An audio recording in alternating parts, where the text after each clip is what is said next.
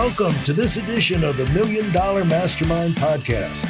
This is where we pick the brains of high achievers from all walks of life and get their hard-earned, real-world insights on winning. I'm your host, Larry Weidel. I am curious. I was curious about this when we got started, but finally getting around to ask, what do you notice? What observation coming in? Because you aren't a professional. There's no professional female league, is there? There's kind of is. It goes in and out. Is, but yeah, it's like you did come from that. You came from from high level, but not as high as you could go. But I was good, but I wasn't that good.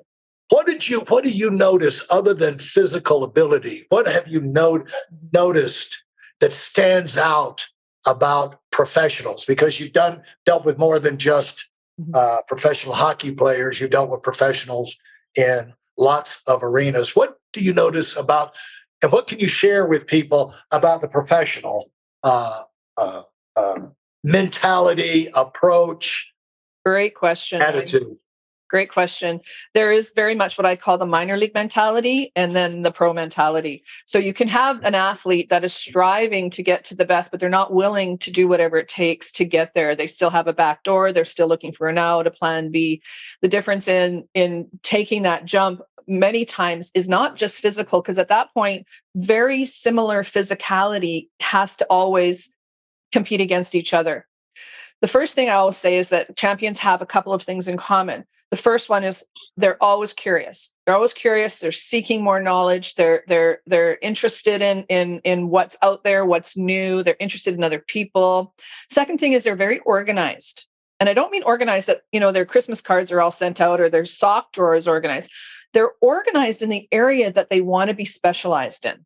Right. So they understand I need to be organized. I have to have my time schedule when it comes to my training, my fitness, my therapies, my rehabilitation, my equipment. So they're very organized and very singular-minded when it comes to taking care of those things. The other thing is that they have the ability to, I want to make sure I say this correctly, not to overcome adversity, but to embrace it. Yeah. It's like, bring it on. Okay, I need to learn from that. Failure is an option because that's where I get my next feedback from. So the curiosity, the organization, and the ability to harness and embrace adversity and the what is. I always say to my clients is like, your isness is my business. So if you're not being truthful to yourself and to what is for you today, not last week, I don't care that you won a world championship yesterday. It's over. Yeah. We need to be stepping forward into your what's next. So how can we set that plan in place? Very, very interesting. I remember many decades ago when I moved from Atlanta up to North Carolina to open up to pioneer an expansion office in financial services. And I was recruiting and training and looking for the best people I could get. And out of the blue came the top high school football coach in the state. And he won multiple championships. And what was happening, he had a weird thing happening with his arm, and he was afraid he was going to have a physical restriction to deal with. And so he was investigating other options, for careers. And so fortunately that got resolved and he went back to coaching. But Coach Kirby at Page High School. And I remember this phrase. I never forgot it. He said, "You come into my office and you'll see a disaster." He said, "It just everything's all, But he said, "You go out of my practice field." He said, "My practice field's where I make my money." And he said, "You come out to my practice, everything's down to the second. Everybody knows where to be, every coach, every unit, this, that, and the other. We take advantage of every minute." He said, "I'm totally organized on my practice because that's where I make my money." And that's how. So true.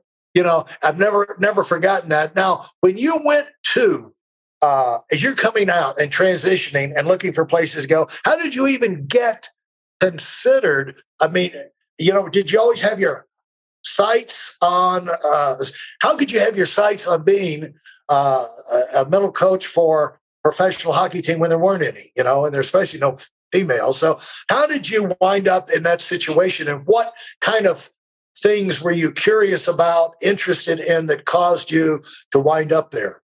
Well, I think at the time, my thought was there has to be somebody that's looking after their mental and emotional wellness. There has to be. There's physical. They've got all these trainers. They've got all these therapies. Everything is being looked after. Yet they're always saying, well, the game is 90% mental, but nobody was training it. So I'm thinking that was a bit of a conflict to me. So why wouldn't I just enter that conversation, be curious, and to say, well, where are the mental trainers? Where are the performance coaches? And, there were sports psychologists at the time. There were people who were interested, but they didn't have that depth of relatedness and experience. And like I said, in the dressing rooms, like I got my butt handed to me half the time because, again, I was always being challenged, always being forced to elevate my own self, my own skills, my own knowledge. So I started researching. I started researching how to be a life coach. I mean, I even opened that door. It's like, okay, what's a life coach? These guys, well, they don't need life coaches. What do they need? So I started to bake in all of the things that I'd learned in school and university through my background in psychology and mechanics and biomechanics and physiology and nutrition, et cetera, thinking, okay, that's the physical side. But what pulled me was not just the mental, but the emotional resilience that I saw in the champions. So when I started training the emotional side of myself first, because I can't coach what I'm not. Right. So if I'm a mess, or if I don't have my house in order, I have no right to offer a space for anybody to deal with their emotional and mental capacities. So my work is ongoing. I've never not had a coach. So in moving that forward, I had to kind of cut and paste. There's no such thing as a performance coach for Olympians. Okay, well, what if part of that is a life coach? What if part of that is an emotional resilience consultant? What if a part of that is teaching them how to present themselves to the media? So I had to scurry along and learn all of those things that I was seeing that the athletes really had gaps in. So I became almost like a gap coach. And I remember going to London the first time and going down the stairs to the tube in one of the tube stations. And there's a big sign that says, mind the gap. And I'm like, that's me. I'm helping them mind the gap. And if they don't know there's a gap, then they're going to fall in. So I became like a gap finder. And then one thing led to another. And again, like you say, the results started showing up. Next thing you know, we're winning championships, we're winning MVPs. But how'd you get the interview with him? With Glenn Sather? Yeah. Well, it was through an adversity. I had blew my leg apart ski racing and was in a cast from my ankle to my hip. And Talk about that. Oh, man. Rehabilitation after a ski injury. I thought my life was over because Why did you let yourself have that kind of injury? The trouble that those injuries usually are sudden, violent, unpredictable. Absolutely. And what I learned from that's why I don't ride bicycles right now, because that's how your bicycle ride is going to end eventually. Sudden, violently, it's not going to be pretty. So true. So true. I actually remember the thought I was having when I was going down the Black Diamond, and it was the last run of the day. The sun's going down. And I was a champion ski racer in high school. So it's not like I didn't know what I was doing, but I had the thought, this is not going to go well. And it did not go well. And so it was like that. Like, I think some people have a 2-year turnaround when they have a negative thought. I have like a 30-second turnaround. So I don't have the luxury. So that was part of the lesson. So I was in the University of Alberta Rehabilitation Center doing the therapy on my knee when I saw the poster. The Oilers were looking for what were they looking for? Oh, they were looking for a strength and conditioning coach, which I did have that in my back pocket. But I thought I'm going to use that as leverage. So I just had my crutches and I crutched my way up four flights of stairs because, of course, the elevator's broken. Oh no! Yeah, walked in. It was locked. The grad lounge was locked. See, this is the beginning of your new career. Yes, this is it. Not just a job. And you go show the building on crutches. It's on the 4th floor. Yep. It's just like I was sweating. God will put these challenges in front of us. And just to say, you really want that interview bad enough, you got to climb 4 floors on crutches. Wow. For those of you who are sick and tired of fooling around and are dead serious about wanting to move up fast, I've got something especially for you. I've combined the best insights from over 40 years in business and making $70 million in income and compressed them into a free webinar. That's right, it's a free resource. If you want to find out exactly what the concepts are that I use in coaching million-dollar earners, register now at WeidelOnWinning.com. You'll discover the 5-part framework used by so many to reach their financial, personal, and professional goals. You can find that link in this episode's show notes.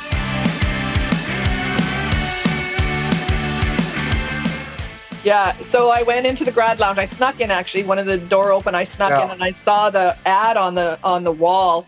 And because I was on crutches, I didn't have a bag. I just pulled the whole ad off the corkboard, stuffed it in my jacket, and crutched my way down the stairs.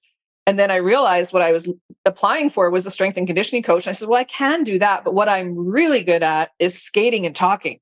Yeah. So I used that, built a CV, because I wasn't working at the time. I was on crutches and in therapy, and built the CV, and I sent it in. And oddly enough, they had just hired a new director of player personnel, Kevin Prendergast, one of the amazing man in the world of hockey. And he looked at my CV, and I'd had pictures in there, and I'd been teaching skating, and I'd been doing all this stuff. I made it like a magazine. And I got a call, and they invited me in. Well, just after I got my cast off, I go to the office, I walk myself in, I sit in his office, and I look to the left, and he had a pile of resumes up to like the top of his desk. And mine was on the top. I could see it because I put it in blue and orange, which were the Oilers colors. So tacky. Good for you. Anyway, so it was on the top. And he asked me all the hard questions. Why do you want to do this? Who do you think you are? How do you think you can make a difference? How long do you think you're going to stay? And I was kind of freaked out. I left. I thought that didn't go well. 2 weeks later, I get a call to meet with Glenn Sather. And I walked into his office, scared to death. It was like that never-ending hallway that you just keep taking the step, but the door gets further and further away, like in a nightmare. That's what it was like. And I remember sitting down at his desk, and he looked at me and he said, "What are you here for?" And I said, "Well, the job." He goes, "There's no job here." I'm like, What? I just, wait a sec. And he looked at me and goes, "You're hired, but there's no job here. The job will be if the players decide you have a job here, not me." And I lasted 9 years.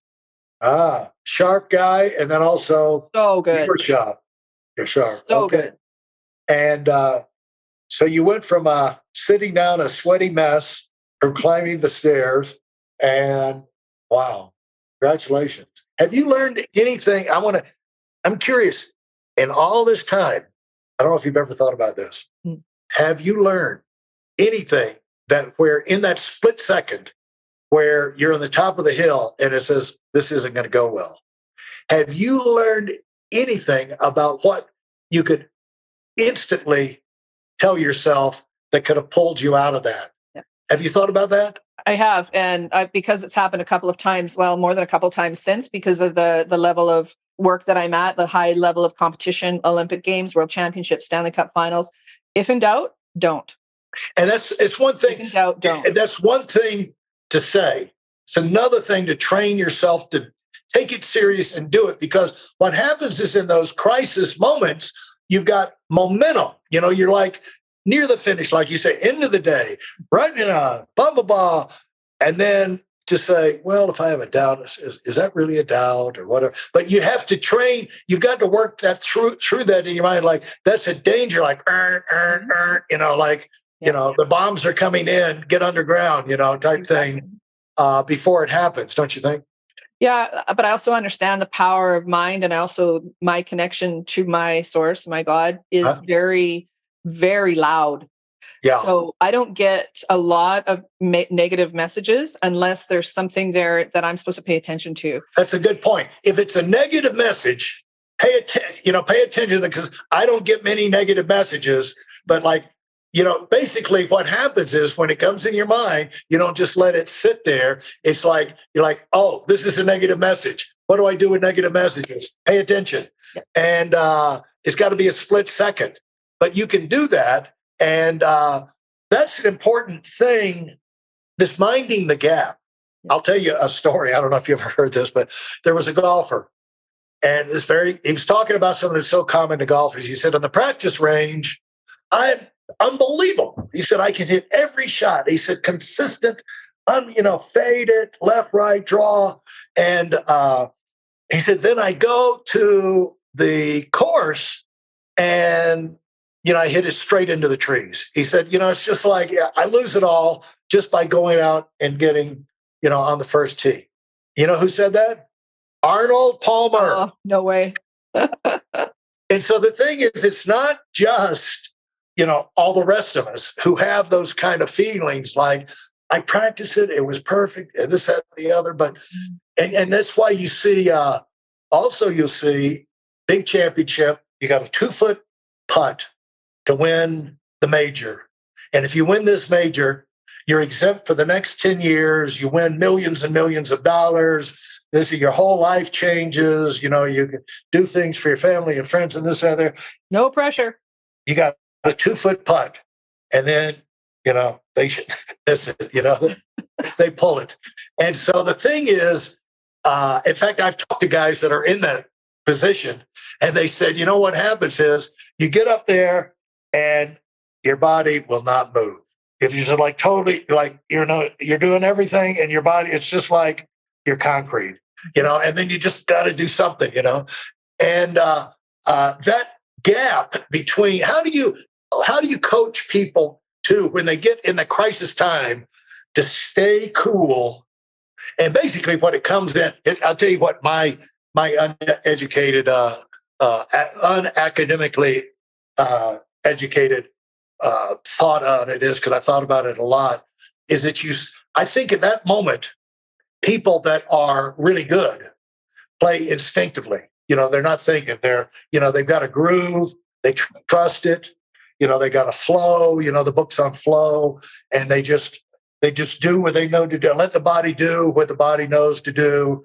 They have a routine, set up, line up, do it. They're concentrating on the routine. They're concentrating on what they've got to do, except when it's a 2-foot putt for whatever. And then they go from that side of the brain over to the logical side of the brain, and they go, now make sure you hit it straight. Make sure you don't do this. If they're negative things, don't do this, don't do that. And then also, and then they try and steer it in. They try and do it mechanically rather than naturally, and it doesn't work because they're using a different side of the brain, And so how do you deal with that, or how do you interpret that and train people to avoid that breakdown? Because if you're going to be a championship, you got to deliver in the clutch. Well, that's that, that inner coach and that inner critic and that inner, but what happens is the minute you get back in your head, start talking to yourself, it takes you out of the moment. It takes you out of what they call the zone. So what I do is I really work a lot on self-talk. Yeah. Silence. A lot of the exercises I do is to teach them how to quiet their mind. And the biggest one, and I'll give you one of my secrets with my Olympians, is that I manufacture adversity ongoing. So if there's nothing going wrong, I'm not saying, a lot of damage or Right. adversity, but I manufacture levels of adversity. So they're always having to somehow adjust and read and adapt and react to things that are happening. So if they're skating around the ice, and at one point I had an athlete that we were in Paris, and a pigeon or something flew out of the rafters and started circling his head while the music was on. He was competing in a championship, but he just kept going. Not that I was ever able to duplicate a pigeon flying out of the rafters again, but what we had done in different levels of manufacturing, different things that they had to overcome, really prepared him for that moment. At the Olympics in 2018, my athlete, my client, Gabriela Papadakis, from France, ended up having a horrible costume malfunction whereby her dress broke, and the entire world saw, well, we call it Nipplegate, but ultimately it was horrible. Her partner Guillaume was able to pull the dress up over, but not before, certain television stations thought it was amazing to show this poor young woman's private parts all the way around the world. And the next day they had to compete for the gold medal. So it's in those moments. I could never created that level of adversity for her, because she then in 24 hours had to get herself grounded, get over the guilt, the shame, the embarrassment, all that, the blame. It was my fault. It was partner's fault. It was her fault. It was Steffany's fault.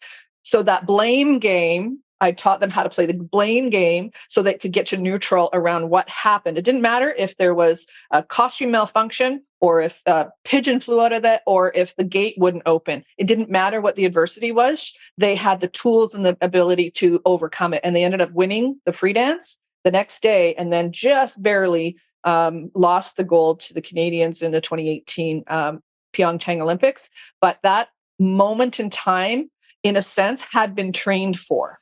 And I do that 4 and 6 years out with when I have the opportunity to be on someone's champion's journey with them.